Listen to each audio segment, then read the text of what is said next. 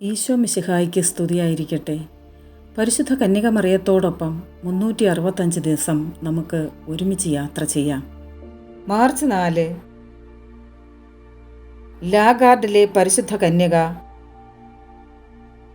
ബൂവിൻസ് യുദ്ധത്തിൻ്റെയും saint Luis പട്ടണത്തിൻ്റെ ആവിർഭാവത്തിൻ്റെയും കാലമായ 1241 Pierre എന്നു പേരുള്ള മാർസെയിൽസിലെ ഒരു പുരോഹിതൻ 161 മീറ്റർ ഉയരത്തിലുള്ള ത്രികോണ രൂപത്തിലുള്ള പാറയുടെ മുകളിൽ പരിശുദ്ധ കന്യകാമറിയത്തിന് പ്രതിഷ്ഠിച്ചിട്ടുള്ള ഒരു ദൈവാലയം മാർസെയിൽസ് പട്ടണത്തിന് അഭിമുഖമായി പണി കഴിപ്പിച്ചു.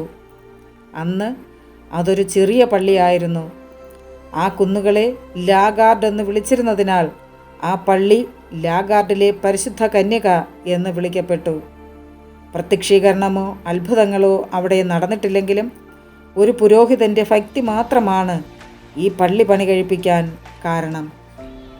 അമ്മേ പരിശുദ്ധാമ്മേ, അമ്മയെക്കുറിച്ച് അറിയാത്തവരെ അറിയിക്കുകയും അറിഞ്ഞവരെ ആഴപ്പെടുത്തുകയും ചെയ്യുന്ന ഈ എളിയ പരിപാടി ഞാൻ വിജയിപ്പിക്കണമേ. Ave Maria.